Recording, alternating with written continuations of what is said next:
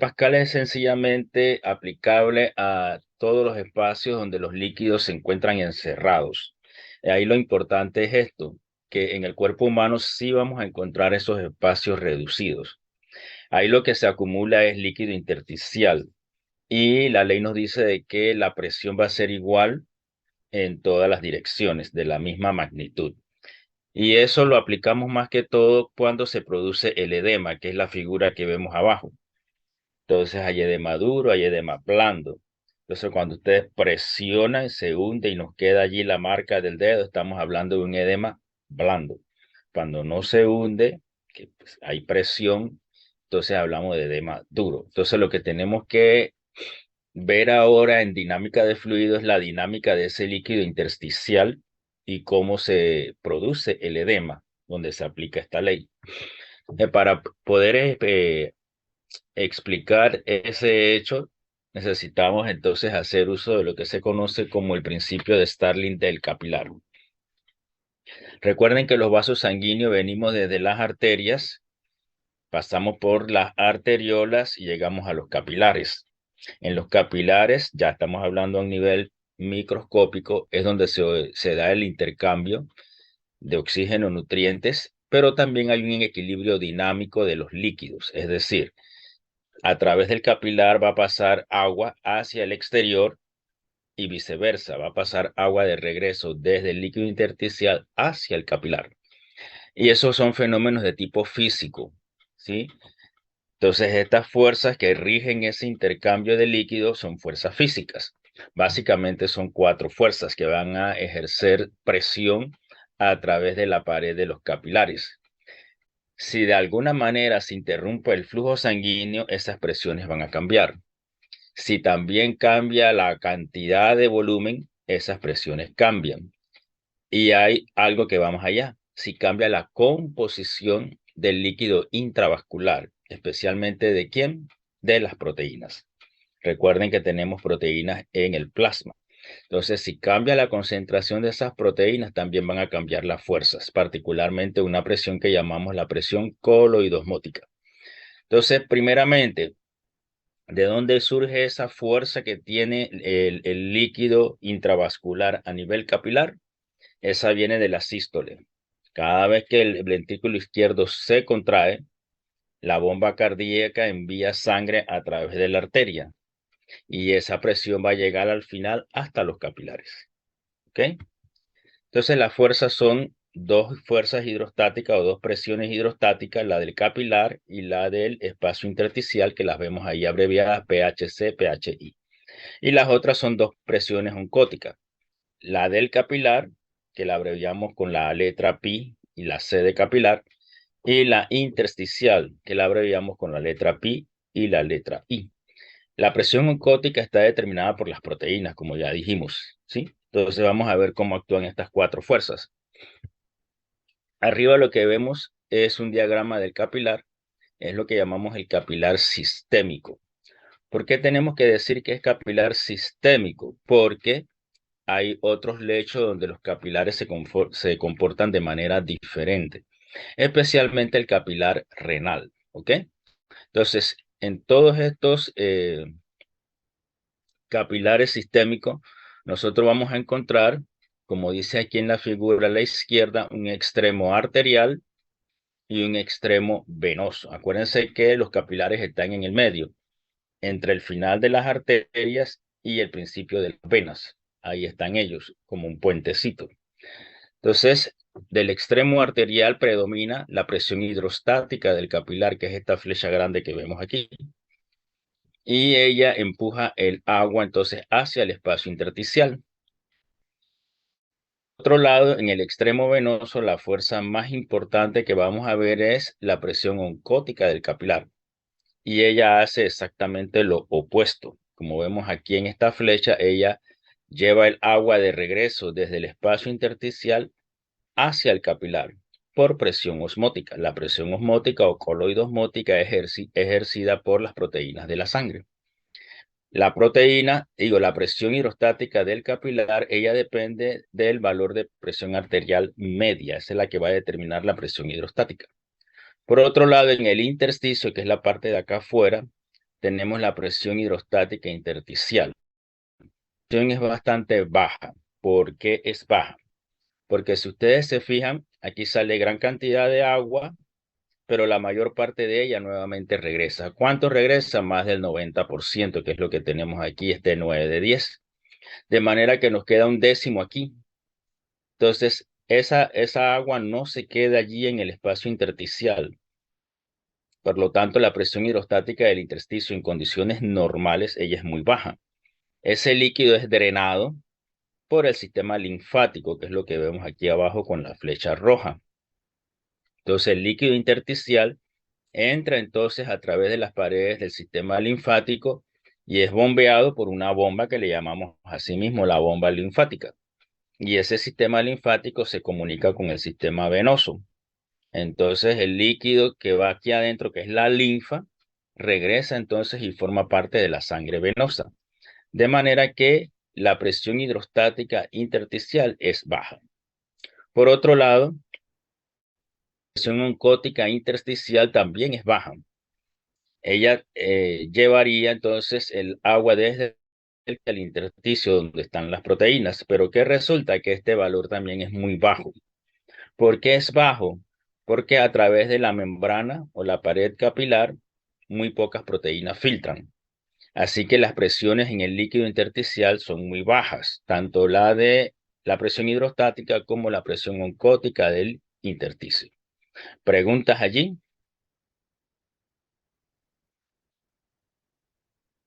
Pueden abrir su micrófono y preguntar, no hay problema. Profe, disculpe, no una pregunta, profe. Ok, entonces, como 90% regresa, del agua regresa al capilar y un décimo se queda, esa parte, se queda agua en la linfa, pero como me dijo que Ok, 90% regresa y 1% se queda y este reabsorbido, 10% que va a formar el líquido intersticial, parte de él se va por el sistema linfático. La otra parte queda ahí formando parte de lo que llamamos el líquido intersticial.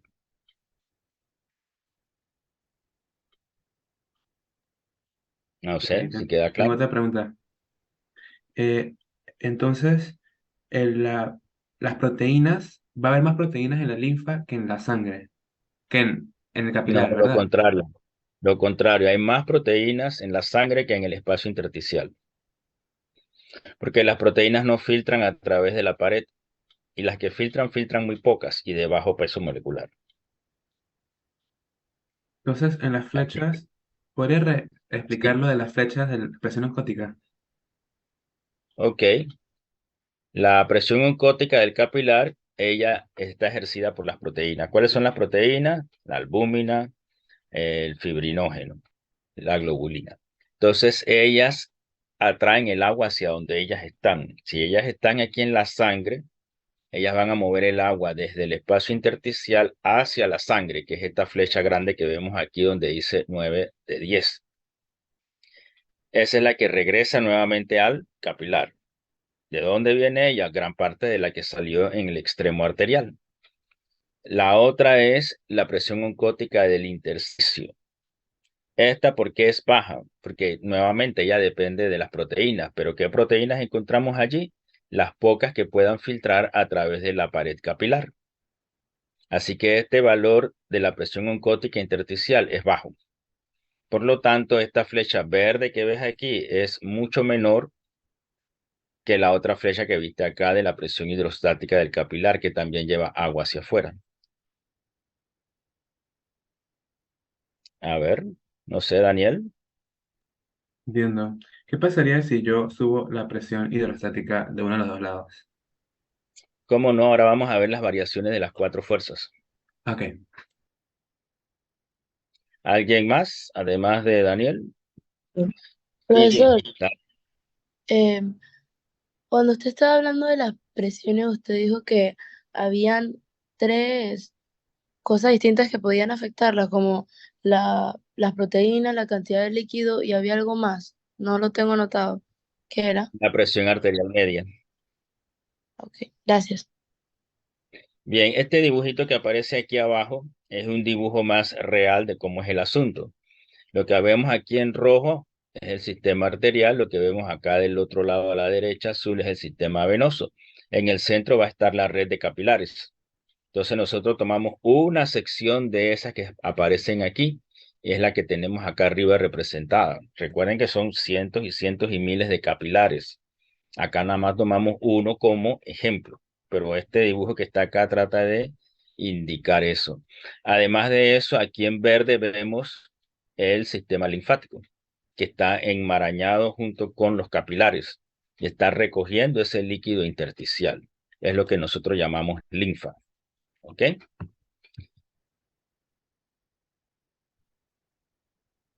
Bien, este dibujito es el mismo, pero ahora la variante, ¿cuál es? Que es numérico. El anterior era cualitativo, este es cuantitativo. Nuevamente, la presión del líquido que va hacia afuera es la presión hidrostática del capilar, en este caso es de 35 milímetros de mercurio, ¿sí? Y la presión que va hacia adentro es de 25 milímetros de mercurio, que es la presión oncótica del plasma. Entonces, si yo resto 35 menos 25 me da a 10, y es el valor que yo veo aquí. Y eso le llamamos la presión neta de filtración. O sea que del lado arterial predomina la filtración. Por eso tenemos líquido aquí en el espacio intersticial. Por otro lado, vemos aquí que va a haber una presión oncótica, ¿verdad? Ejercida desde siempre a través de todo el capilar. ¿Por qué? Porque las proteínas están en la sangre, así que ellas siempre van a llevar esa presión oncótica. Lo que nos va a cambiar realmente va a ser el gradiente de presión hidrostática, que de 35 pasa a 17. ¿Ok? De este el lado venoso predomina entonces una presión de reabsorción. Por eso vemos la flecha hacia acá y es un valor negativo. ¿De dónde viene él? Sería 17 menos 25. Y eso me da a menos 8. Y va en sentido contrario a la filtración. Todas estas cuatro fuerzas se encuentran en un equilibrio dinámico. ¿Qué significa dinámico? Que el fluido siempre se está moviendo, pero que en términos generales, al final, el resultado neto es un equilibrio, a pesar de que todas ellas están moviendo líquidos. Esto nada más para que vean de que sí existen números, además de las flechas que hemos mencionado. Entonces, contestando la pregunta de Daniel, ¿qué pasaría cuando nosotros tenemos cambios en las presiones? Ok, el primer cambio que vamos a ver es una disminución de la del capilar.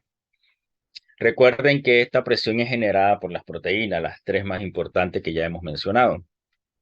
¿Cuándo va a variar eso? Obviamente si yo tengo un caso de hipoproteinemia. Hipoproteinemia, ¿qué es? Disminución en la concentración de proteínas en la sangre. Puede ser entonces porque sencillamente hay un aporte bajo de proteínas. Hay un problema de nutrición. Una persona que no tiene suficientes proteínas en su Sí, dieta. profe. Dime. ¿Por aquí podríamos grabar la clase? Sí, ¿cómo no? Gracias. Ok, entonces decíamos también de que podemos tener problemas de la concentración de proteínas si el sujeto tiene una enfermedad hepática. ¿Por qué en la enfermedad hepática? Bueno, porque el hígado es un órgano que tiene un metabolismo. Dentro de su metabolismo está la síntesis de proteínas. Si el hígado se encuentra enfermo, tenemos una hepatopatía, entonces disminuye la proporción de proteínas que él está produciendo. Me disminuye la presión oncótica de las proteínas que se va a ejercer en el capilar, en la sangre. Por otro lado, la nefrosis, las quemaduras, se aumenta la pérdida de proteínas. Una persona que tiene proteinuria está perdiendo proteínas a través de la orina. Entonces, en su cuerpo quedan menos proteínas. Y en todos estos casos, si vemos aquí la figura, esta que está aquí, estaríamos hablando de que este valor de presión oncótica está disminuido, o sea que este 9 de 10 que vemos aquí estaría disminuido. Si este número está disminuido, esta proporción está disminuida, aumenta aquí el volumen de líquido intersticial, ¿sí? Y eso es lo que vemos en la figura esta, ¿sí? En esta figura ustedes ven que el paciente aquí tiene el abdomen distendido. Y es bueno también recordar o aclararles a ustedes, yo no sé si ustedes todavía hacen las giras que hacían antes, que iban a las comunidades. Uno de los errores que a veces se cometen es de que ven al niño con el abdomen distendido y lo primero que dicen es que tiene parásitos. No sé si han oído ese comentario. No, nunca. Sí, profe. Ok. No siempre es así, ¿verdad? El niño sencillamente puede estar desnutrido o el niño puede tener un problema de enfermedad hepática. Entonces, en términos generales, el niño puede tener hipoproteinemia y no tiene que ver nada con los parásitos. Y el líquido se acumula aquí a nivel abdominal. Eso lo conocemos como ascitis. Y esa ascitis no significa que el niño tiene parásitos. Sencillamente es acumulación de líquido. Hay otros pacientes que por enfermedad cardíaca, la dinámica de los fluidos cambia. Disminuye el retorno venoso. Al disminuir el retorno venoso, más sangre se va acumulando hacia abajo y el paciente comienza a acumular líquido a nivel abdominal. Y es el problema por una insuficiencia cardíaca. Puede tener edema en las piernas o puede tener ascitis también. Entonces, como ven, no siempre la distensión abdominal es indicativo de una parasitosis. Es sencillamente que la dinámica de los fluidos ha cambiado. En este caso, puede tener la ascitis porque tiene un problema de la bomba cardíaca. El otro caso del niño puede ser porque tiene hipoproteinemia. ¿Preguntas allí? Ok, si no hay, Profesor, seguimos. una pregunta. Dale. Cuando dice que cambia el 9 de 10 que está disminuido, o sea, ¿cómo así que 9 de 10 está disminuido? En vez de 90 es 80, es 70. Ah, ok. Ok. El otro caso es si aumenta ahora de manera anormal la presión hidrostática del capilar.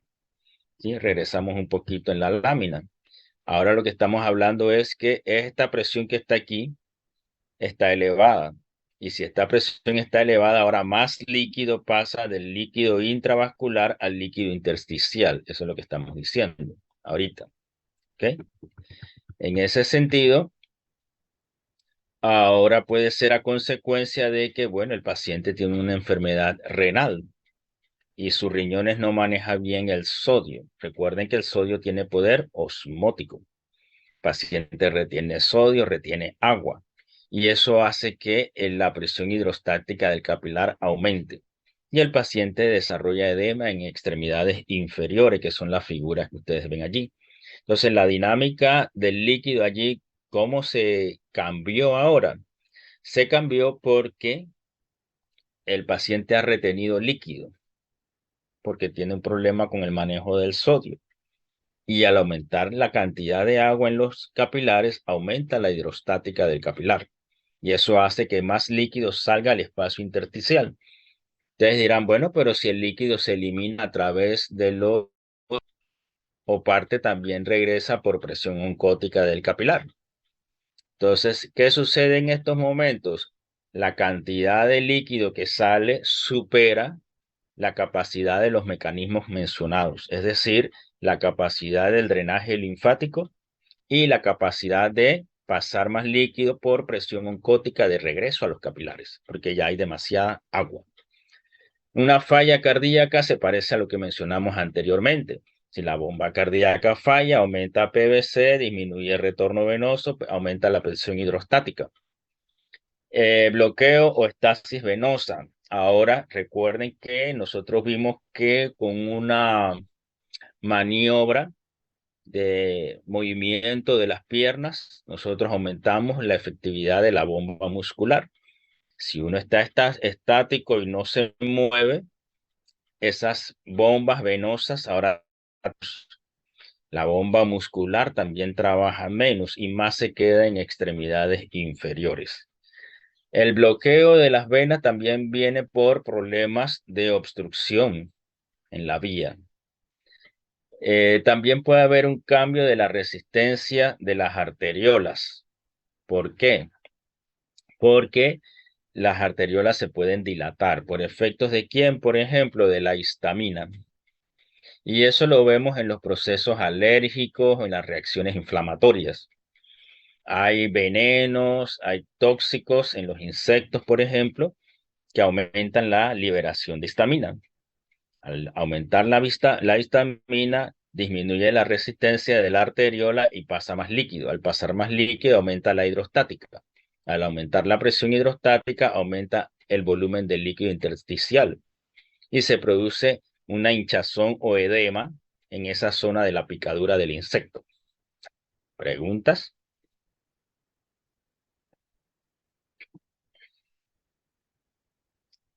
Ok, si no hay, seguimos. Bien, el otro factor puede ser el bloqueo en la vía de salida, que es la vía linfática. Si yo bloqueo la vía de salida, que son los vasos linfáticos, se va acumulando el líquido en el intersticio. Quizás uno de los casos más conocidos es el que vemos allí en la fotografía. ¿Cómo se llama la enfermedad? Elefantiasis. La elefantiasis, correcto. Entonces, en la elefantiasis, ¿qué hay? De fondo lo que está es una infección, ¿sí? Las filarias, que son los parásitos, las filarias se alojan entonces en los vasos linfáticos y obstruyen el flujo linfático. Entonces, cuando esas filarias están allí obstruyendo el paso, ahora el flujo linfático disminuido hace que el líquido intersticial aumente. Y no solamente en las piernas, parte del cuerpo, incluso a nivel del escroto, ¿sí? Así que eso también es generalmente típico de este tipo de infecciones. Similar a este caso, pero sin intervención de ningún parásito, tenemos también anormalidades de los linfáticos. ¿Qué quiere decir? Bueno, la persona nació con una malformación del sistema linfático. Congénitamente tiene problemas de anastomosis de los vasos linfáticos y hay un pobre flujo de linfa y la linfa se va acumulando el líquido intersticial. Esa realmente no tiene mucho remedio. Igual lo tiene con los casos de pacientes que desarrollan tumores cancerosos, que es la primera donde dice CA, eso es cáncer. A medida que el tumor va creciendo, aumenta la presión externa sobre los vasos y los va obstruyendo y se bloquea entonces el flujo linfático. Allí sí se puede remover el tumor o incluso hay tumores que se pueden revertir, disminuye esa presión externa y se restablece el flujo, cosa que es muy diferente a nacer con un problema de los linfáticos. Las infecciones con filarias se pueden controlar, en algunos casos ya como que está muy avanzado y es más difícil. ¿Preguntas? Profesor, en la diapositiva de atrás, lo que estamos viendo es cuando el líquido pasa de dónde a dónde. ¿Cuál era la pH, la presión? La pH es la presión hidrostática en el capilar. Si yo Y aumento esa, la hidrostática en el capilar, aumenta la salida de agua al líquido intersticial. ok. ¿Sí? ¿Segura? ¿Y cuál era entonces la que retorna al capilar? Sigue siendo la presión oncótica. Es esta que está aquí. Ah, Regresamos. Estamos hablando de esto, mira. Cuando hablamos aquí de la presión hidrostática, mira la flecha. Ella va a mandar agua de aquí del líquido intravascular acá abajo al espacio intersticial. La oncótica, que son las proteínas de la sangre, oncótica del capilar, hace lo opuesto. Ella regresa el agua del espacio intersticial hacia el líquido intravascular. Pero eso se mantiene en equilibrio. Los casos que estamos viendo ahora es donde se pierde ese equilibrio. ¿Ok? sí, gracias. Ok, seguimos pues. Ok, basados entonces en estas fuerzas, nosotros podemos haber podemos ver o analizar otras fuerzas o estas mismas fuerzas aplicadas en lo que denominamos hemofiltración, ¿sí? Como la palabra lo dice, hemo significa sangre, filtración, filtración de la sangre, ¿sí? Entonces, ¿qué órgano en nuestro cuerpo es el que filtra la sangre? Los riñones. ¿Cuántos riñones hay? Nadie sabe. Dos. ¿Y dónde están? ¿Cómo se localizan anatómicamente? En el pecho, en las piernas, en los brazos. ¿Dónde quedan los riñones? En el abdomen. En el abdomen. Ahí quedan los intestinos. Y a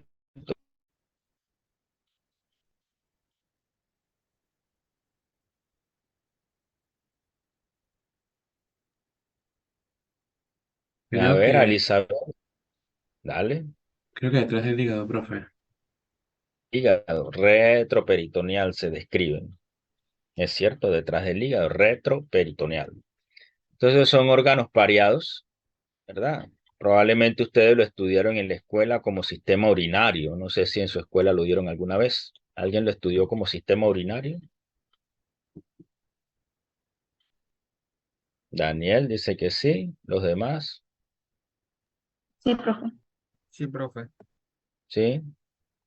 Generalmente nada más le llaman sistema urinario y que filtra ahí la sangre y sale la orina y ya.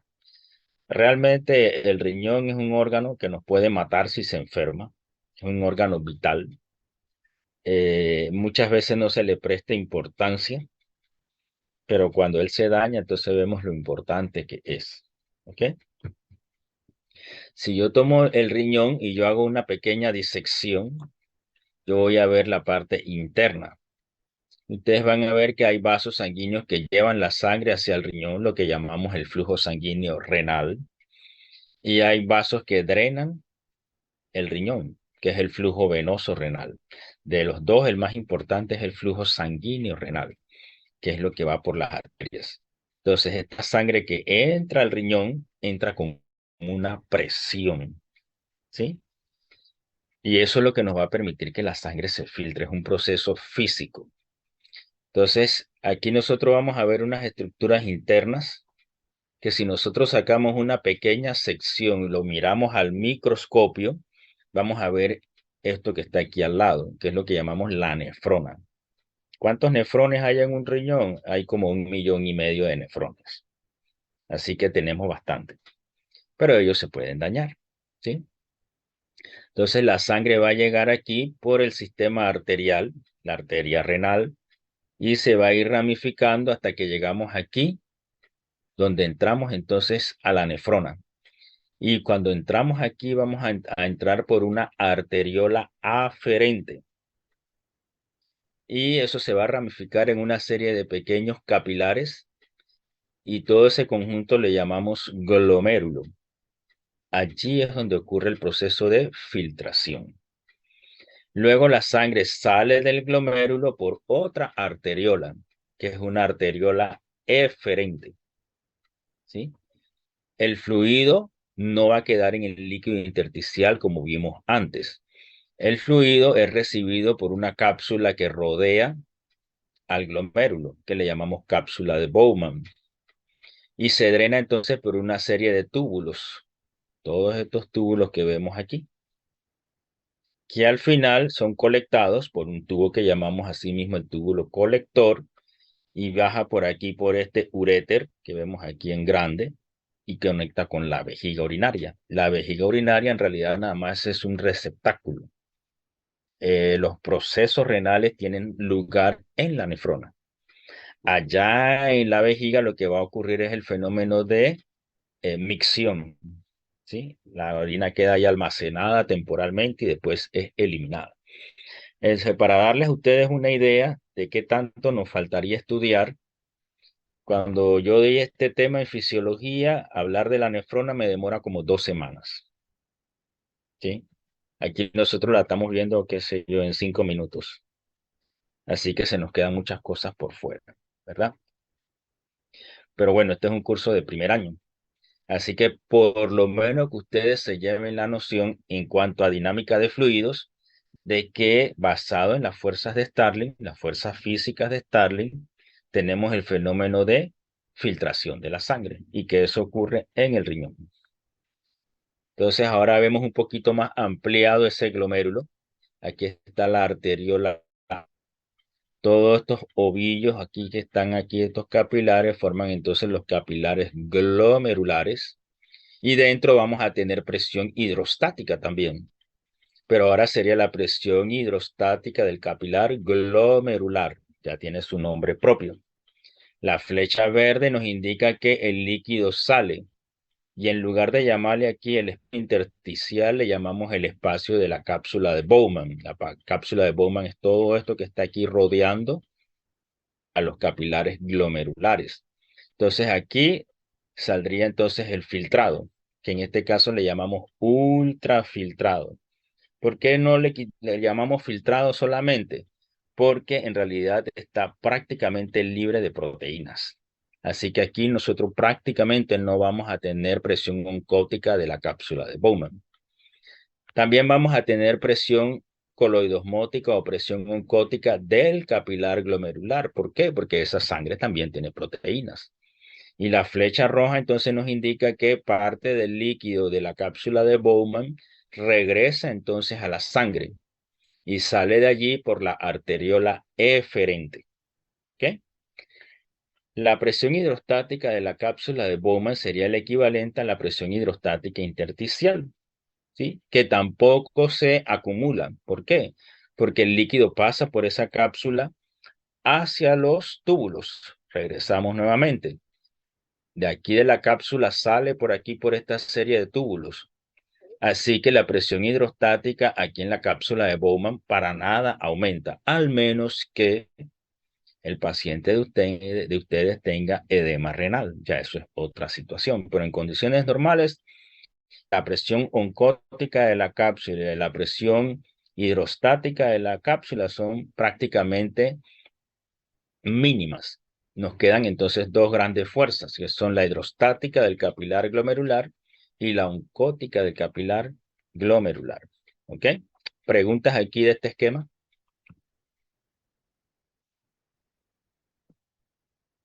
Tarararán. Valeria, ¿ninguna pregunta?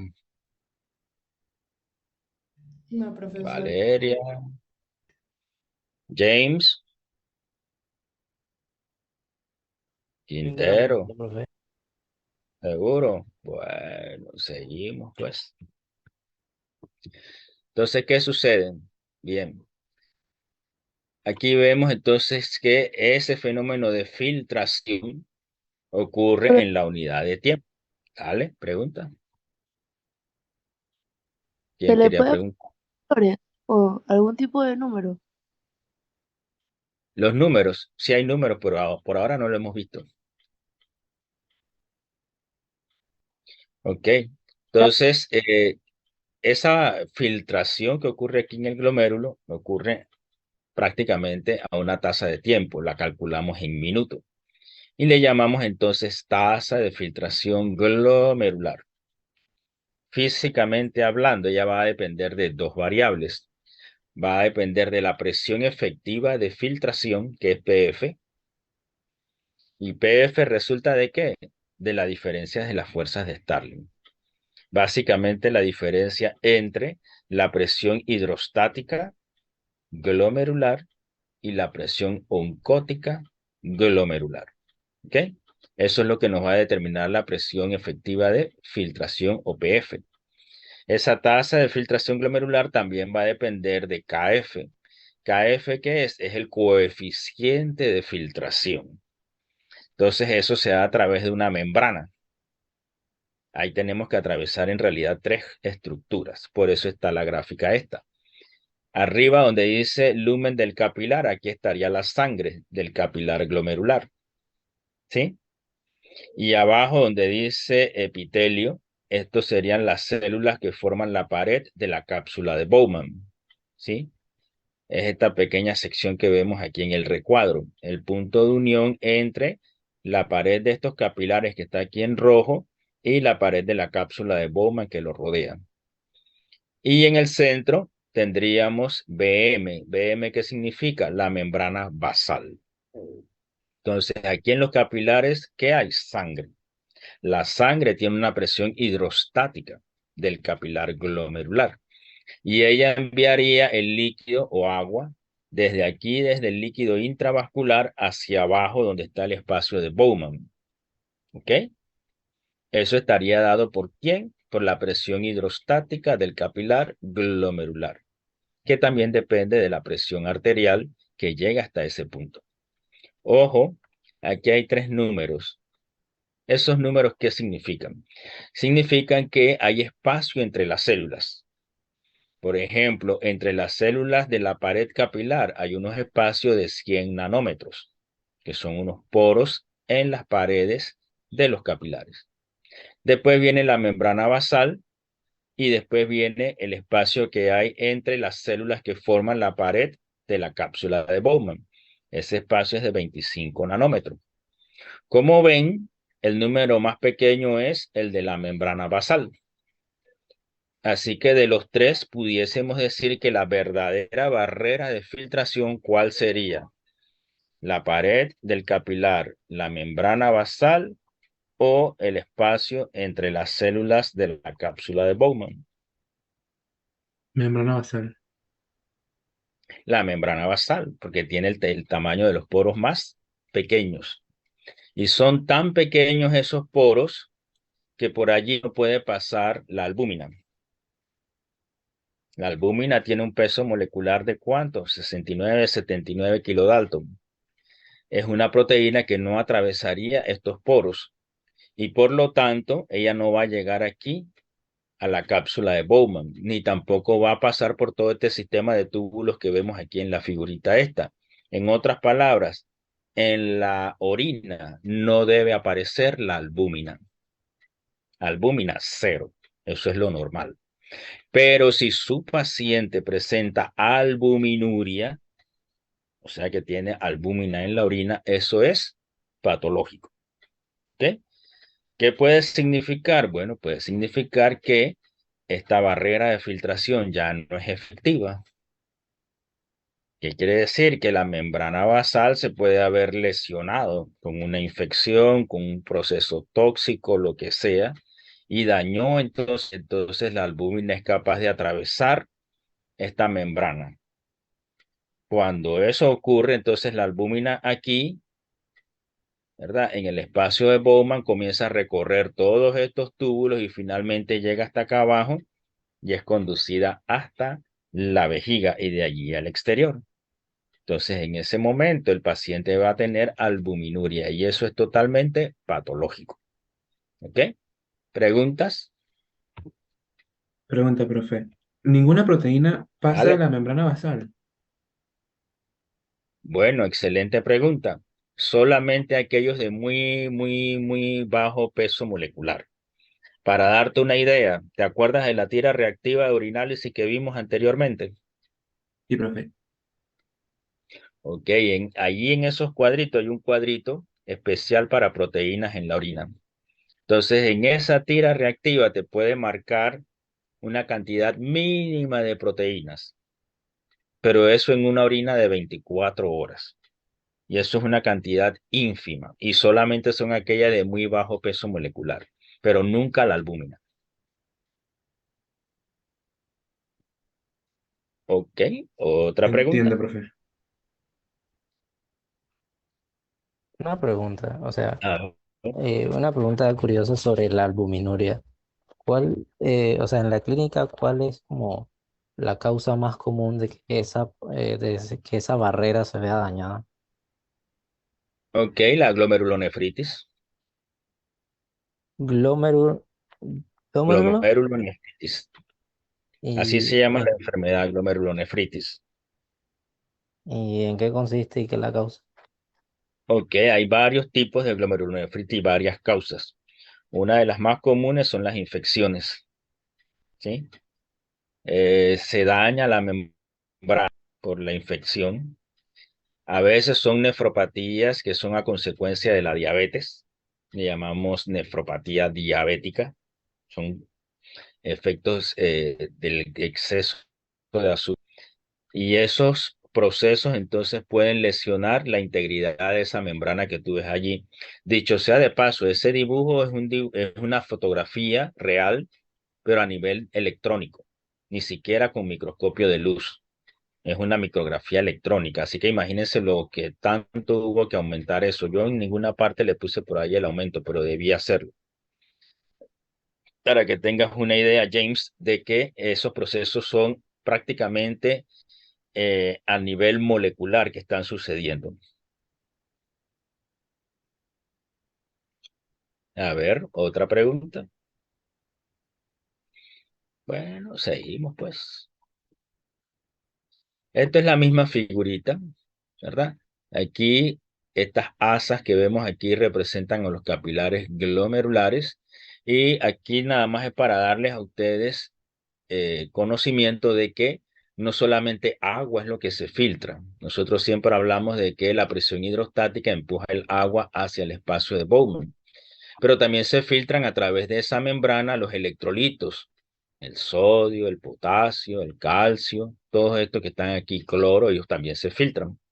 Si usted tiene aquí en la sangre 140 de sodio, se van a filtrar 140 de sodio, pero no van a aparecer 140 de sodio en la orina. ¿Por qué no? Porque a lo largo de esos túbulos renales se va a reabsorber el sodio, ¿sí? Así que por eso decimos que hay procesos renales que ocurren a lo largo de esa nefrona y no va a ser exactamente el reflejo de lo que tenemos aquí al momento de la filtración. Por ejemplo, aquí aparece la urea y aparece la glucosa que se filtran, eso es cierto. La glucosa se puede filtrar. La glucosa está aquí arriba en la sangre y pasa todos estos espacios y llega aquí abajo. Y comienza todo su camino por estos túbulos, pero ella no llega muy lejos. ¿Por qué? Porque al inicio, a nivel proximal que le llamamos, toda esa glucosa es reabsorbida. En otras palabras, allá en la orina aparece cero glucosa. Entonces es normal que la glucosuria sea de cero. Si aparece glucosa en la orina, entonces estamos hablando de patología.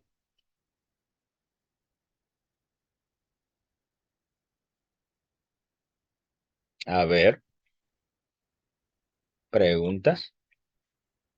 Ok, entonces allí hablamos de otro proceso renal que le llamamos depuración. La depuración es muy importante porque la van a estudiar en farmacología. Cómo se depuran los fármacos, es decir, cómo se limpia la sangre de un fármaco, cómo se limpia la sangre de un medicamento, cómo se limpia la sangre de una sustancia. Por ejemplo, si se filtra toda la glucosa, ¿verdad? Y aparece cero allá en la orina, su depuración, ¿cuánto fue? ¿De cero o de 100%? 100%. 100% nos dicen por allí. Cero. Cero, ¿por qué alegría?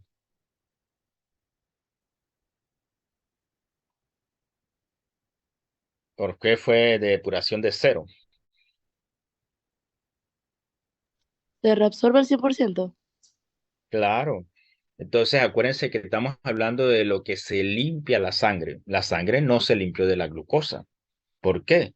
Porque es cierto que ella se filtró toda, pero toda se reabsorbió. ¿Qué significa? Que toda regresó a la sangre. La sangre no se limpió de glucosa. Ella se filtra toda, pero se reabsorbe toda. Vamos a suponer un medicamento que tenga una concentración de 100. Se filtraron los 100, pero me aparece 50 allá en la orina. ¿Qué significa? Que solamente la mitad se limpió, porque la otra mitad regresó a la sangre o no se filtró adecuadamente. Y hay veces que eso sucede con los medicamentos. El medicamento tiene que pasar una, dos, tres, cuatro veces por el riñón y eso toma tiempo. Entonces ustedes escuchan de que el medicamento hay que tomarlo cada 8 horas, cada 12 horas, porque también hay un proceso de limpieza de ese medicamento de nuestro cuerpo a través de la orina. ¿Ven? Entonces, esa depuración es la limpieza de la sangre. Si este sistema falla, si esa depuración falla, si nuestro sistema renal no limpia adecuadamente, tenemos que entonces acudir a qué cosa.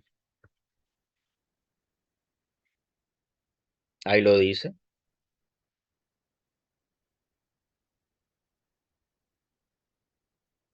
¿Cómo se llama el proceso? Diálisis. La diálisis, ahí lo tenemos. Entonces, la diálisis es un proceso físico-químico, ¿verdad?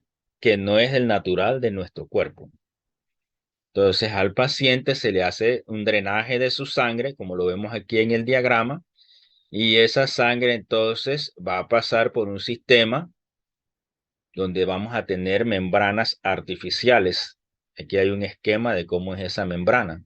Aquí a la derecha aparecen las membranas que vienen en unos cilindros de acrílico. Adentro está la membrana filtrante.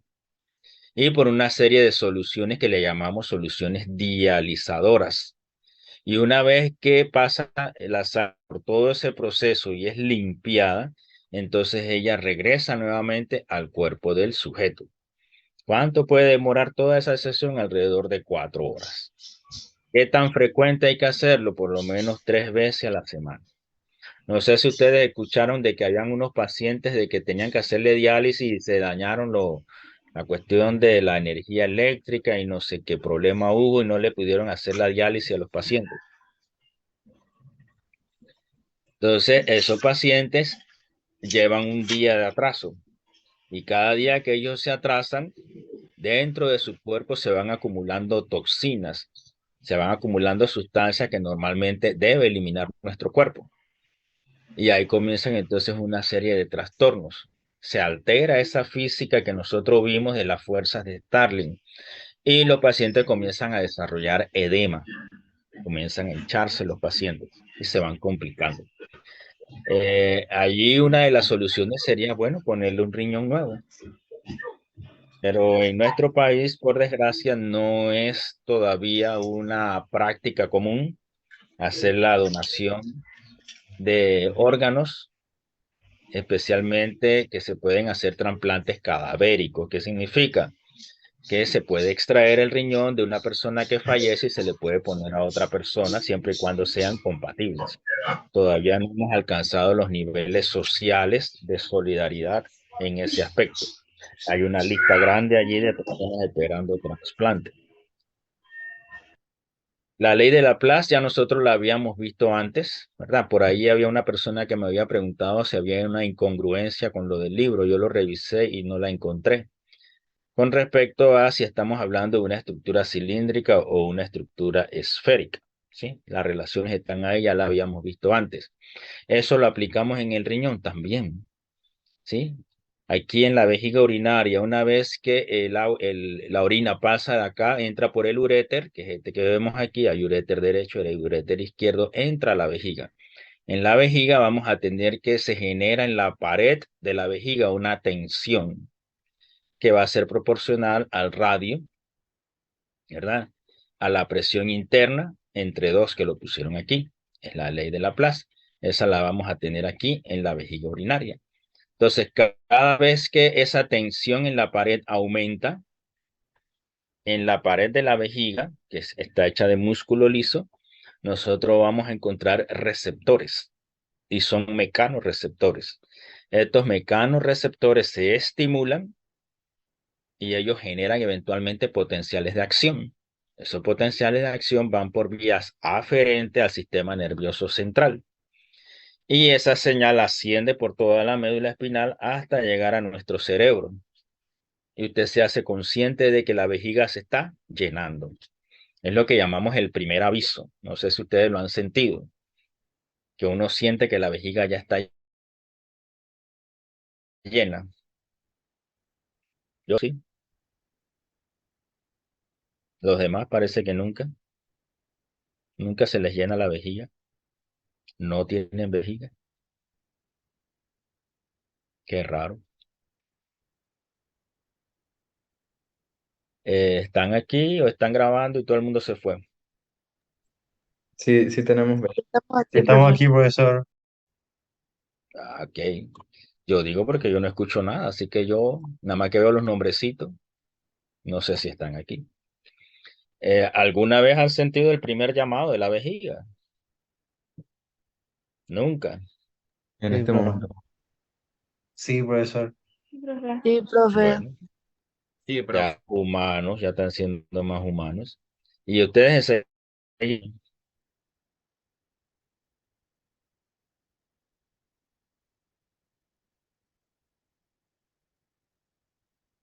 ¿eso es así?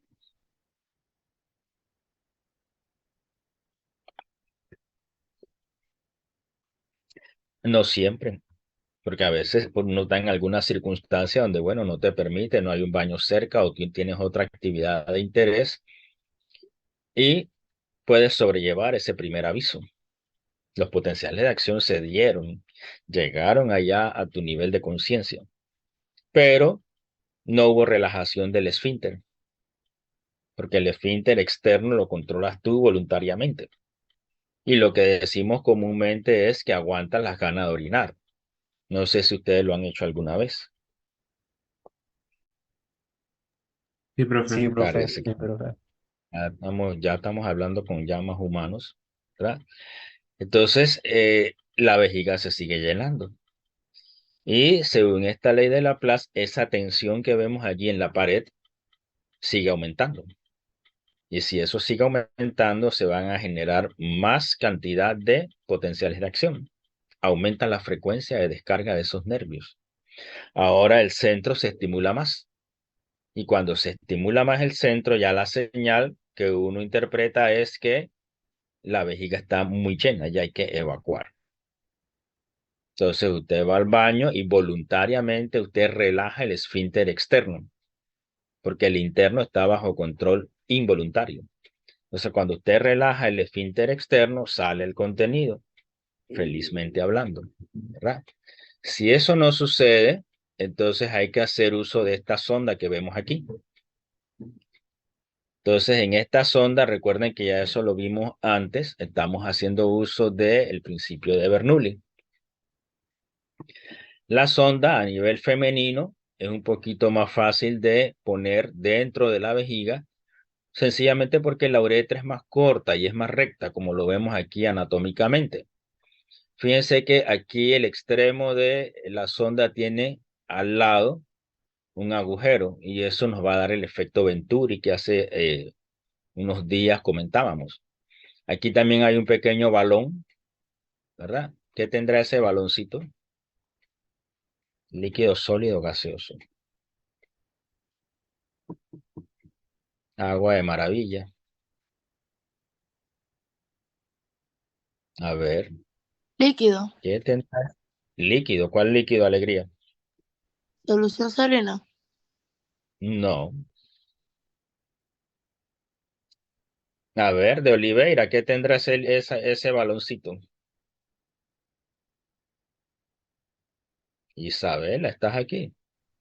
Sí, sí, profe. Es que no estoy segura. Ok, a ver, Gordón, Isaac. No estoy seguro tampoco, profe. Ok, Profe, ¿a eso no se le añade agua estéril? agua estéril, no. Ok, entonces fíjense una cosa. Vamos a poner otra pregunta. ¿Qué función tendría ese baloncito allá dentro de la vejiga? Dale, Sally.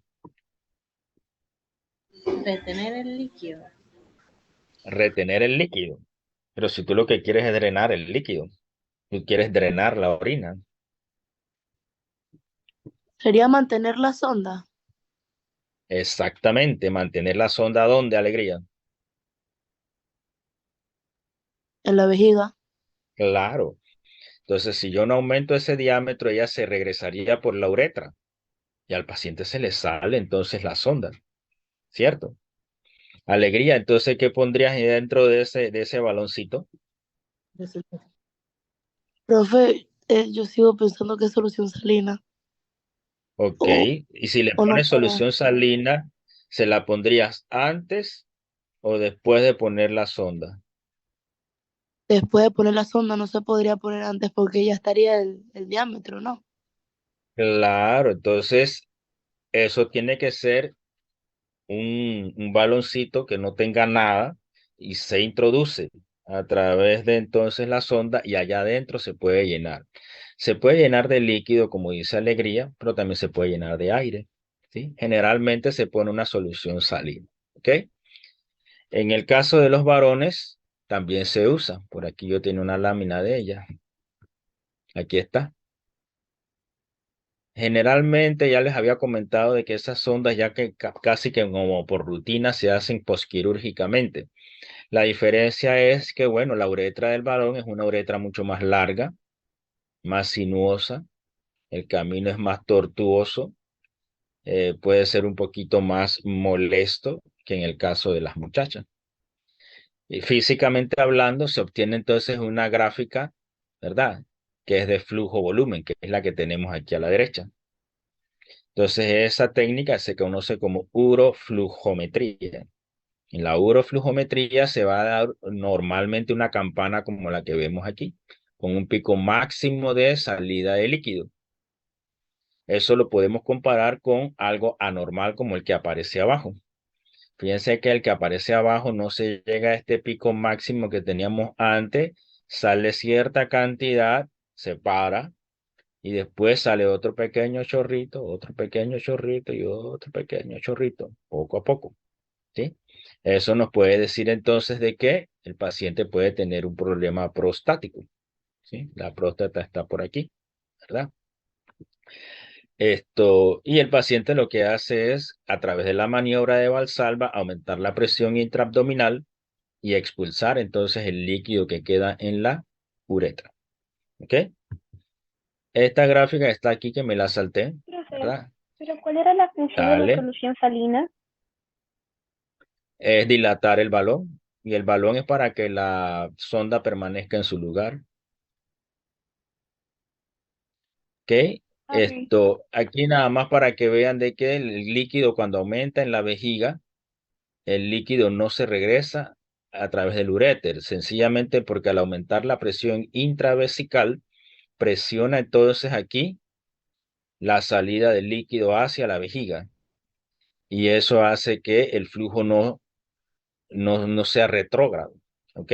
Pero a la larga también puede promover entonces que más líquido se quede en el uréter y eso a la larga puede provocar entonces un edema renal. Lo último que vamos a ver es, ¿verdad? Esos cambios que vamos a tener de presión intraabdominal versus el diámetro o la capacitancia que va a tener la vejiga y el problema de eliminar ese líquido, ¿sí? Aquí lo que vemos en la gráfica de la izquierda es que el bladder, que es la vejiga se distiende, aumenta mucho la tensión en la pared, que es lo que comentábamos, se da el reflejo de micción, se abre el esfínter interno, se relaja, pero la orina no sale. ¿Por qué no sale? Porque aquí tenemos este esfínter que es músculo estriado voluntario y usted lo mantiene contraído y usted retiene entonces la orina. Hay una enfermedad como la incontinencia urinaria que cuando aumenta la presión o la tensión en la pared de aquí de la vejiga, la persona no puede controlar efectivamente el músculo estriado del esfínter externo y debido a los fenómenos de presión que se van dando, entonces aumenta la salida de líquido. Si aumenta la presión intraabdominal, el líquido entonces sale. Por ejemplo, cuando de aumentar aquí la presión intraabdominal con un estornudo, con un ataque de tos, con un ataque de risa. No sé si ustedes han visto que la persona cada vez que estornuda sale un chorrito o cada vez que tiene un ataque de risa se orina. Nunca lo han escuchado, Sí, profe. ¿no? Eso también le sucede a las señoras posparto. En las señoras posparto, los músculos ¿verdad? Han perdido un poco de tono y entonces ella a veces queda con ese problema. Ok, preguntas entonces antes de terminar aquí. Y ese problema, Principio de Starling. ese problema, A ver, ese problema sí tiene cómo, o sea, cómo se trata, o ya no se puede arreglar. generalmente primero se hacen lo que llamamos los ejercicios del piso pélvico. Allá tu ginecólogo, tu obstetra, tu urólogo te mandan una serie de ejercicios para fortalecer la musculatura del piso pélvico y hay algunos medicamentos que también lo mejoran. Después de un tiempo, si nada de eso ha resultado, se pensaría en una intervención quirúrgica, pero generalmente se resuelve con los ejercicios. Ojo, hay un tipo de incontinencia que ocurre en la noche, que eso es otra cosa, eso es la enuresis nocturna. No sé si lo han escuchado, los niños, las niñas que se orinan en la cama. ¿Nunca lo han oído? ¿Nunca les ha pasado? Este grupo es especial, a ellos nunca les ha pasado nada. Sí, sí, Ok, profe. preguntas. Lo conocemos. Preguntas antes de iniciar el otro tema. Yo, profesor, ok, cuando usted dice, o sea, cuando mencionó que la glucosa se filtra toda, pero después se absorbe toda, o sea, ¿cómo así era que, cómo es que se puede filtrar pero no sale? No sé si podría repetir esa parte. Ok. Fíjate en este diagrama del capilar. Las flechitas rojas te indican lo que se filtra. Se filtra agua, pero no solamente agua. Se filtran también solutos como los electrolitos, sodio, claro, potasio, etcétera. Pero también se filtra la urea y se filtra la glucosa. Recuerda que lo que llega aquí a la cápsula de Bowman eventualmente va a formar la orina, que es la que llega allá a la vejiga urinaria.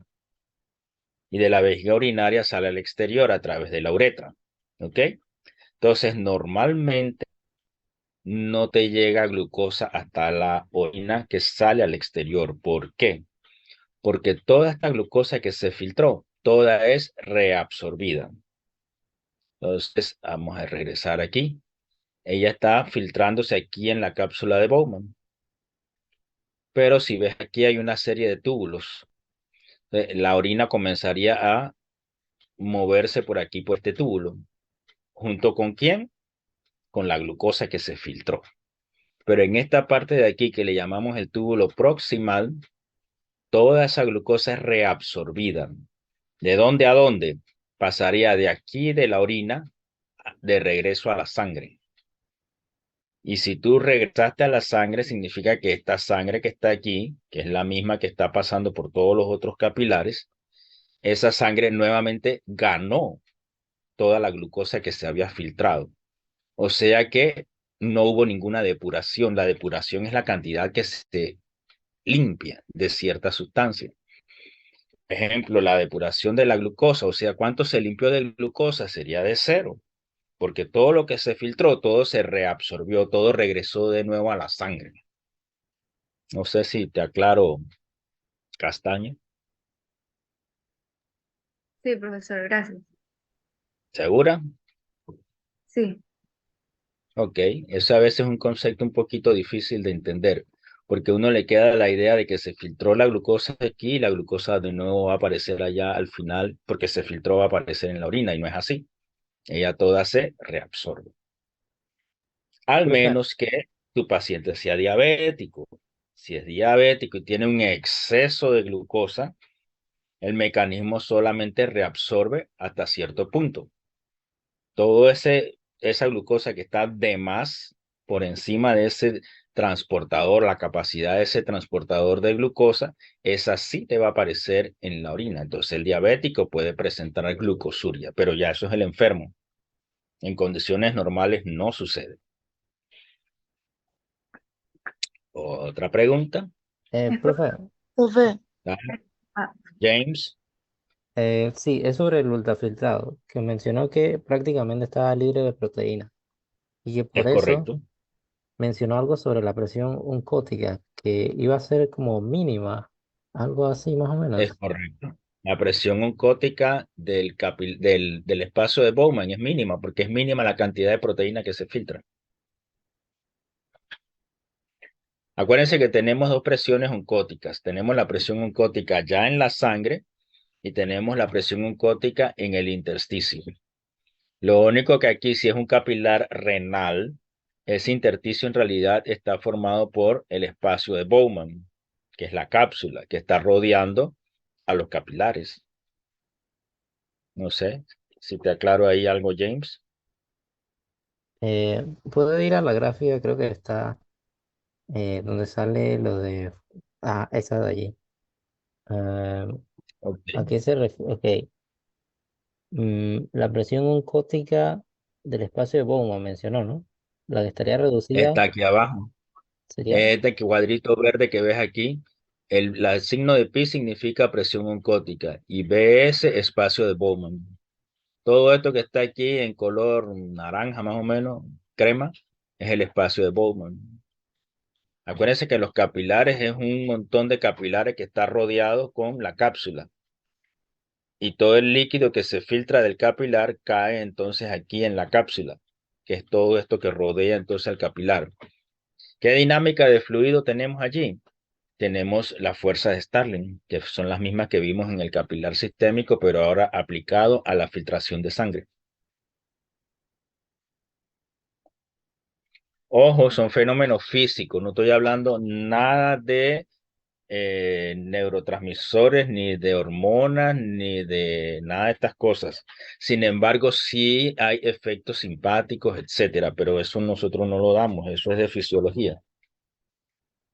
Solamente estamos viendo la parte de la física, de las fuerzas físicas intrarrenales, más nada, que tiene que ver con dinámica de fluidos. A ver, James. eh, creo que sí, ya está todo claro. Ah, no, la fórmula esa que está allí hace referencia a qué exactamente. Esto es la concentración de iones en el plasma y la concentración de iones en la cápsula de Bowman. Se mantiene la misma concentración de iones, lo que cambia es la concentración de proteínas. Por ejemplo, si acá arriba en la sangre tiene 140 de sodio, que es normal, ¿cuánto se va a filtrar? 140, ¿sí? Por eso te dice que lo del plasma, que es aquí dentro del capilar, y lo de la cápsula de Bowman, que es acá abajo, es el mismo, porque se filtran a igual concentración que lo que hay en plasma. Por ejemplo, la glucosa, si tu glicemia es de 100, se filtran los 100, ¿sí? El caso de la glucosa es que ya toda es reabsorbida, así que ya toda regresa a la sangre.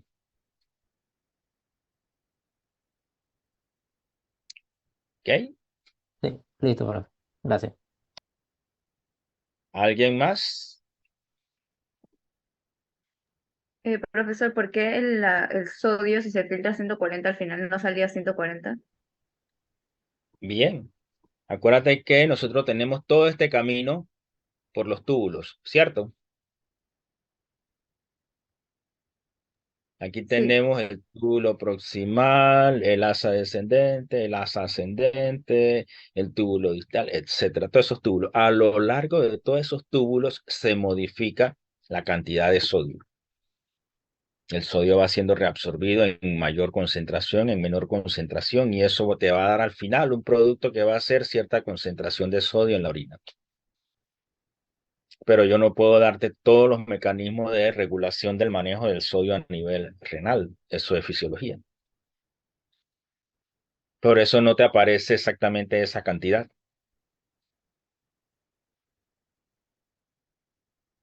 Y cada guión tiene su propia regulación y su propio manejo.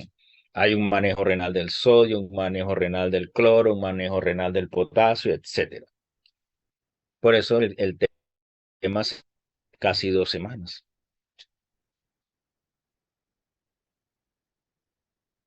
Castaño.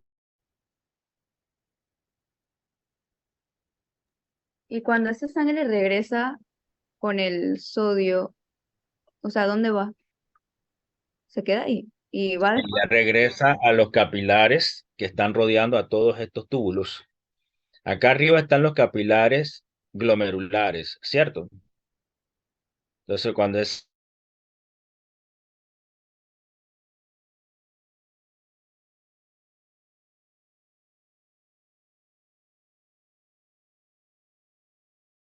ese sistema venoso regresa la sangre por esta vena renal y sale entonces la sangre venosa. La sangre venosa va a regresar a corazón derecho. Pasa después a corazón izquierdo, después que se oxigenó allá en el pulmón, ya regresa a corazón izquierdo y nuevamente es bombeada, que ya eso todo lo vimos anteriormente.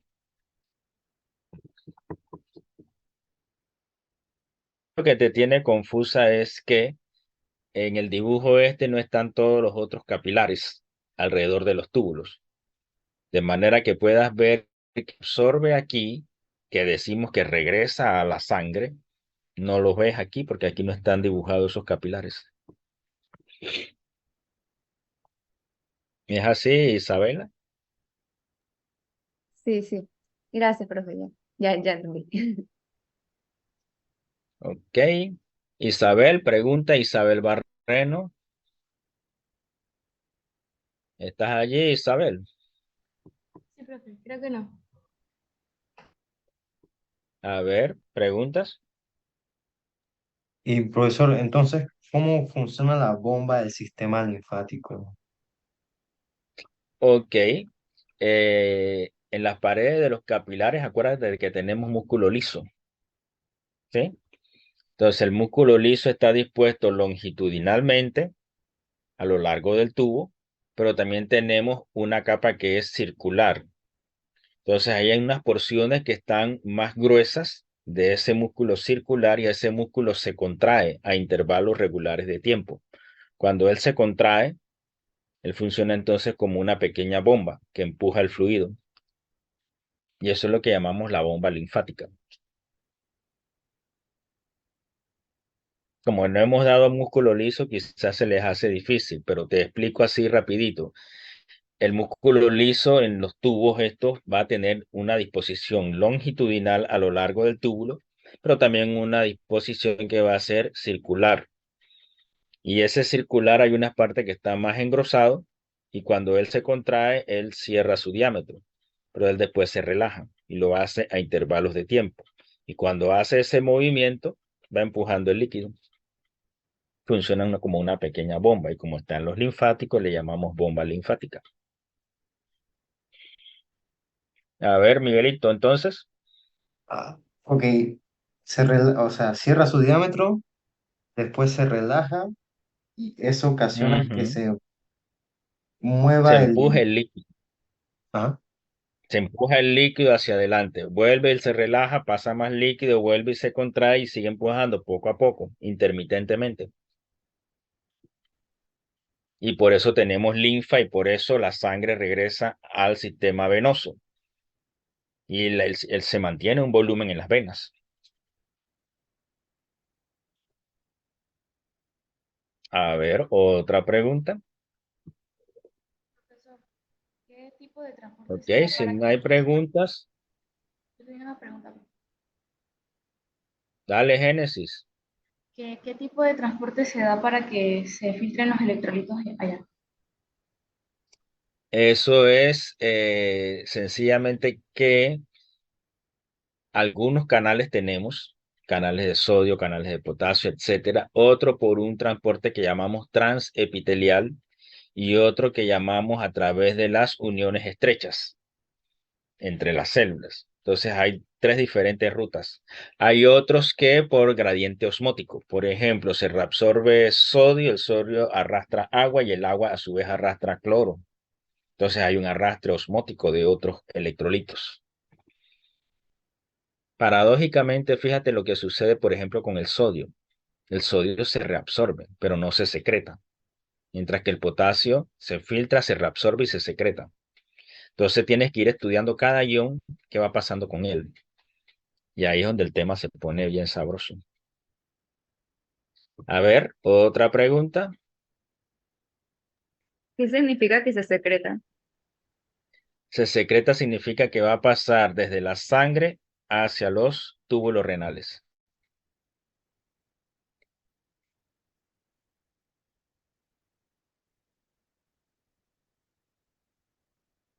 Ok, si no hay más preguntas, entonces comenzamos con el otro tema. ¿Sí? El otro tema que sigue es la parte de visión. Ahí vamos a ver Diga. Una pregunta, ¿nos podría compartir ese PPT, por favor? Después de la clase,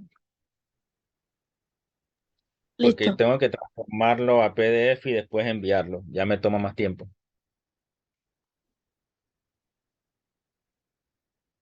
¿Ok? Ok, entonces en la parte de visión, vamos a ver algunas cosas de óptica que quizás ustedes estudiaron en secundaria. El problema a veces que tenemos con la física de secundaria es que no en todas las escuelas tocan todos los temas. Así que siempre hacemos un pequeño repasito de secundaria para después verlo entonces aplicado al sistema óptico humano. ¿Ok? Entonces, conceptos básicos como los que aparecen aquí en pantalla, ¿verdad? La luz probablemente ustedes sí lo estudiaron como un concepto, ¿verdad? Es una onda electromagnética. Entonces, también tiene un componente que es de partículas, que son los famosos fotones. Entonces, tenemos una teoría prácticamente que es corpuscular y otra de un campo eléctrico oscilante. Lo cierto es que nosotros de todo ese espectro, nosotros solamente vemos una pequeña porción y la llamamos la luz visible, que va entre unos 400 y 700 nanómetros de longitud de onda. De cada una de esas partículas que representan entonces la energía lumínica, que es el quantum, ¿verdad? También le llamamos fotón. Y eso es proporcional a la frecuencia de radiación. Y recuerden que el fotón prácticamente no tiene masa. La ciencia que estudia todos estos fenómenos es la fotometría. Y probablemente en su estudio de física ustedes hablaron de las unidades que son las candelas. También hablaron de los lumen. ¿Aló? ¿Hablaron de las dos unidades? ¿Sí o no? En mi caso, no. En mi En el caso, mío Lumen tampoco. no. No, profe. No, Tampoco. ninguna. De ninguna de las dos. Solo candela. Ok. Entonces, bueno, vamos a dar las dos, ¿verdad? En los casos de la candela es la del Sistema Internacional de Unidades de Medida. Nos habla entonces de la intensidad luminosa y es aproximadamente la luminosidad de una vela común. ¿Ok? Los lumen en realidad es una unidad de flujo luminoso, pero en asuntos de la tecnología moderna, los aparatos que emiten cierta potencia, cierta cantidad de intensidad lumínica, no nos vienen calibrados en candelas, nos vienen calibrados en lumen. Por ejemplo, eh, los proyectores, ¿sí? Los proyectores vienen graduados en lumen. Las lámparas que utilizamos, las lámparas LED, vienen graduadas en lumen. Nos hablan de 20.000 lumen, 10.000 lumen, 5.000 lumen, etcétera. Entonces, ese flujo luminoso, ahí lo tenemos por definición, no tienen que aprenderse la definición, pero esa es una de las que más se usa. Las linternas de mano vienen ahora todas expresadas en lumen, ninguna viene en candela, ni siquiera en watts de potencia, ni nada de esas cosas. Entonces, los lumens se ha convertido en una unidad que se maneja mucho en el mundo de la tecnología. Los proyectores que usamos para dar clases, por ejemplo, el que yo uso es de 2.500 lumen, ¿sí? Ese proyector me permite a mí tener una imagen clara, aunque las luces estén encendidas. Si usted tiene un proyector de estos y nada más tiene 350, 400, 500 lumen, usted tiene que tener total oscuridad en el cuarto para poder ver algo. Pero también eso significa que es un proyector mucho más barato. Un proyector de 500 lumen puede costar 100, $200, mientras que un proyector de 2.000 lumen para arriba le va a costar de $600 para arriba. ¿Ok? Pero para que tengan una idea. Bien, el espectro electromagnético en realidad tiene una gran variedad de diferentes tipos de expresión. Y estas expresiones van a variar en cuanto a qué? A la longitud de onda que tenemos, a la frecuencia que ocurre esa onda y a la cantidad de energía que va a tener esa onda. Entonces hay muchísimos ejemplos de la vida diaria. Vamos a comenzar entonces donde hay menos energía. Donde hay menos energía, estamos hablando por acá a la izquierda, ¿verdad? Donde tenemos, por ejemplo, las ondas de radio común, esas que escuchamos música o escuchamos las noticias, AM, FM, ¿sí? Entonces, de amplitud modulada o de frecuencia modulada. La de frecuencia modulada nos da todavía una fidelidad del sonido mejor. Y estas ondas son de baja intensidad. Nosotros podemos escuchar allí, claro, si nosotros escuchamos los sonidos que salen de los aparatos de radio. Nosotros escuchamos en una frecuencia que va de 20 a 20.000 Hz, que es la que aparece aquí abajo, ¿sí? Pero si esa frecuencia es mayor, ya nosotros no la escuchamos. Y aparece entonces aquí como ultrasonido. Nosotros vamos a hablar algo de ultrasonido y de las ondas de las que nosotros escuchamos, claro que sí. Tenemos un próximo capítulo que tiene que ver con audición. Ahora, de lo que nosotros no hablamos en los cursos es, por ejemplo, las ondas de frecuencia para televisión o el microondas o los celulares, nada de eso lo hablamos nosotros aquí, ni los radares. Ya eso entra en la parte de la tecnología. Pero nosotros sí, a medida que vamos pasando en la cantidad de energía, que vamos teniendo más energía, entramos entonces en una serie de ondas interesantes. Por ejemplo, tenemos algunas ondas que nos permiten hacer lo que llamamos termogramas, que están moviéndose aquí en lo que llamamos el infrarrojo, por debajo del rojo, ¿sí? Como la palabra lo dice. Un termograma es como esto que vemos aquí, después vamos a hablar de eso, ¿ok? No vamos a hablar del control remoto de los aparatos que usamos, eso no nos concierne a nosotros, ni tampoco lo que vamos a ver para lo que es visión nocturna, que ahora mismo lo están usando mucho allá en el Medio Oriente. Entonces, de ese infrarrojo vamos a hablar algo porque si hay algo interesante que nos va a causar en el paciente, y es el fenómeno del desarrollo de eritema, ¿ok? Entonces, estamos yendo de estas longitudes de ondas aquí, ¿verdad? Que son largas, que son grandes, hacia longitudes de ondas pequeñas. Si vamos con el número de ondas, vamos a ver que vamos a ir aumentando en el número de ondas. Y la frecuencia también la vamos a ir aumentando. Electronvoltio es una unidad de potencia y vamos a ver de que hemos venido con una baja potencia hacia una alta potencia. Estamos aquí 10 a la menos 9 y tenemos aquí 10 a la 6. Significa que en términos de potencia, por ejemplo, aquí en el top tenemos a los rayos gamma. Ustedes dirán, bueno, ¿y eso lo vamos a usar en medicina? Sí se usan. Los rayos gamma se pueden usar en medicina. ¿Se pueden usar también los rayos X? Claro que sí. Nosotros usamos los rayos X en medicina generalmente para generar imágenes y ayudarse en el diagnóstico. No lo vamos a usar como lo usan en los aeropuertos para el escaneo de los equipajes. Y después entramos en una sección de los ultravioletas. En la sección de los ultravioletas también la vamos a usar en medicina. Claro que sí. Nosotros no vemos los rayos X, nosotros no vemos los rayos ultravioleta, no vemos las ondas de radio, nosotros vemos esta pequeña porción que está aquí, que es lo que llamamos luz visible, que como les comentaba está entre los 400 y los 700 nanómetros. Entonces, eso es lo que nosotros vamos a comentar como luz visible. Vamos a ver su efecto sobre la piel, claro que sí. ¿Okay? Esto que está aquí es lo mismo, pero un poquito más simplificado. Nuestra fórmula general es la que vemos aquí arriba. La cantidad de energía, en este caso energía cuántica, porque la luz viaja en cuantos, va a ser directamente proporcional a la frecuencia. Y lo vemos aquí en el diagrama. Si yo tengo una mayor frecuencia, o sea, tengo mayor cantidad de ondas en la unidad de tiempo, voy a tener más energía, que es la flecha grande hacia arriba, está bien en la porción gamma.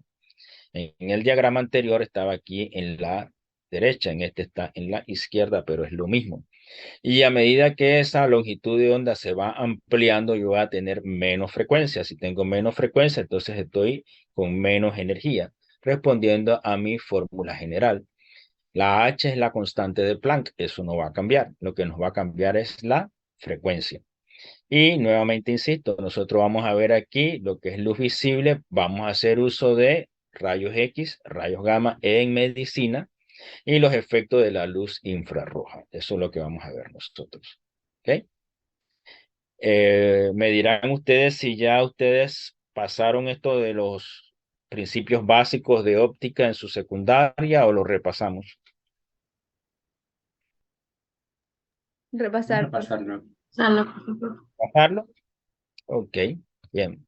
Entonces, en un espejo plano estamos hablando de esta línea que vemos aquí horizontal.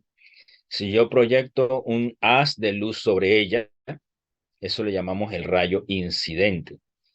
Y si es una superficie opaca, o sea que no atraviesa la luz, ese rayo es reflejado y le llamamos así mismo el rayo reflejado. Ellos van a formar un ángulo con una línea perpendicular a la lente y esos ángulos van a ser iguales, es decir, el ángulo de incidencia va a ser igual al ángulo de reflexión. Si se tratara de una superficie donde se pueda atravesar la luz, entonces ese rayo atraviesa la luz y si del lado de acá nosotros tenemos una condición diferente a la que tenemos del otro lado, la luz es desviada. ¿De acuerdo a qué? A lo que llamamos el índice de refracción.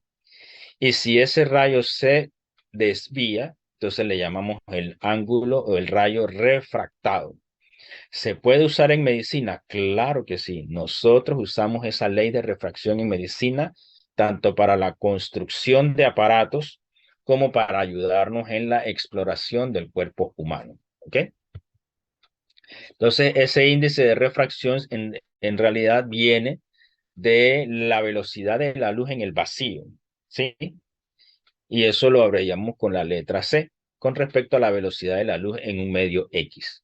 Eso es lo que llamamos el índice de refracción. Snell fue uno de los que estudió eso y él nos puso entonces la famosa ley de Snell. Y nosotros aquí, aplicando la ley de Snell, construimos lo que llamamos las pipas de luz. Las pipas de luz se conocen como fibras ópticas. Las fibras ópticas básicamente tienen dos cubiertas, dos revestimientos, con diferente índice de refracción. Tenemos una parte del centro que le llamamos el núcleo, y ese tiene un índice de refracción menor que el índice de refracción de la cubierta, que es la segunda capa. Basados entonces en esa diferencia de índice de refracción entre los dos medios, se programa una desviación de los haces de luz. No ocurre al azar, ocurre matemáticamente calculado. Lo interesante de estas pipas de luz o de estas fibras ópticas es que pueden llevar mucha cantidad de información codificada. Y por eso ustedes ven que, por ejemplo, las compañías de cable, ellas están eliminando todos sus cables anteriores y poniendo fibra óptica, ¿sí? Eso a nosotros no nos interesa, a nosotros nos interesa es lo que pasa en medicina. En medicina, utilizando este concepto, se fabrican instrumentos médicos. ¿Cuáles son los más utilizados basados en este principio? Los endoscopios y los citoscopios, ¿ok? Entonces, como estas pipas de luz, estas fibras ópticas se pueden doblar, eso nos ofrece a nosotros una ventaja muy grande. Significa que el aparato diseñado se puede ajustar a las vías anatómicas. Ese es un principio muy importante. Entonces aquí lo que vemos es un endoscopio. El endoscopio entraría entonces por la cavidad bucal y pasa por la vía digestiva, bajando por el esófago y llega hasta el estómago. Cuando esto se inventó, esto lo único que tenía era una camarita en el extremo con una pequeña fuente de luz. Profe, ¿le puedo hacer una Y, pregunta? ¿cómo no? Profe, en la diapositiva anterior, donde dice, yo había notado que el núcleo tiene un índice de refracción menor al del revestimiento, pero la diapositiva dice que el revestimiento está fabricado de un material que tiene un índice de refracción menor al del núcleo. ¿Me podría explicar eso, por favor, profe? Vamos a ver. El del núcleo es mayor que el de la cubierta. ¿Lo dije yo al revés? Yo lo había notado al revés. Profe, El gracias. asunto es este, ¿no? el índice de refracción mucho menor que el del núcleo, ¿cierto? El del núcleo es mayor que el de la cubierta. Si lo dije al revés, bueno, lo arreglamos ahora mismo. Entonces, el endoscopio, les decía de que cuando esto se inventó, todo el mundo estaba contento porque, bueno, podíamos ver directamente dentro del cuerpo humano. Se podían hacer fotografías, tomar películas, etcétera. Pero después a alguien se le ocurrió y dijo, bueno, ¿y por qué vamos a llegar hasta allá y no vamos a tener una pequeña muestra de ese tejido? Entonces, se le adicionó, ¿verdad?, a este dispositivo una pequeña pincita y se puede extraer una sección de tejido de ese lugar. ¿Y cómo se llama el procedimiento?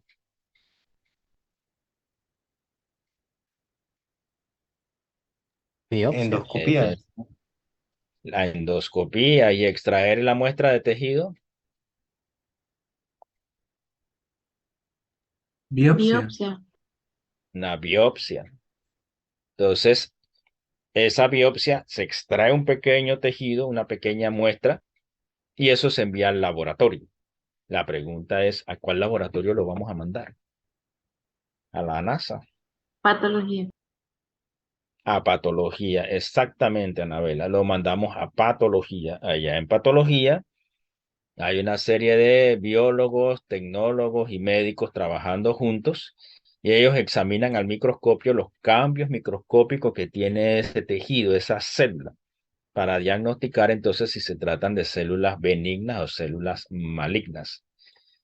Se puede hacer endoscopía, ¿verdad? Así en el estómago, incluso llegar hasta la parte proximal del duodeno, pero también se puede hacer en la otra vía, ¿verdad? Estamos hablando de una colonoscopía y podemos ver entonces en el intestino grueso el crecimiento de algunas estructuras que no son normales, etcétera. También existe la cistoscopía, que vamos a ver entonces aquí la vejiga urinaria, ¿sí? Así que la ventaja de ese sistema ha sido muy grande y ya se ha convertido en algo de rutina. También se puede aplicar en otros sitios, por ejemplo, a nivel de la columna vertebral. Estamos hablando de una endoscopía de columna. Y aquí vamos a ver, por ejemplo, que se puede examinar el desarrollo de tejido fibroso. Esto que ven aquí en el círculo. Este es un método muy invasivo porque también yo puedo visualizar el crecimiento de fibrosis con una resonancia magnética contrastada, que la vamos a ver más adelante. Acá lo que tenemos es un endoscopio que se utiliza a nivel cerebral. Se puede utilizar incluso para drenar líquido, ¿verdad? Cuando se acumula mucho líquido cefalorraquídeo y entonces la persona desarrolla hidrocefalia. Para que vean entonces la importancia de dónde salió esto, del fenómeno de refracción. ¿Ok? Bien. La energía no solamente es refractada, no es reflejada, la energía también se absorbe. Entonces, en la próxima clase vamos a ver esa energía absorbida, cómo la podemos utilizar. Servidos.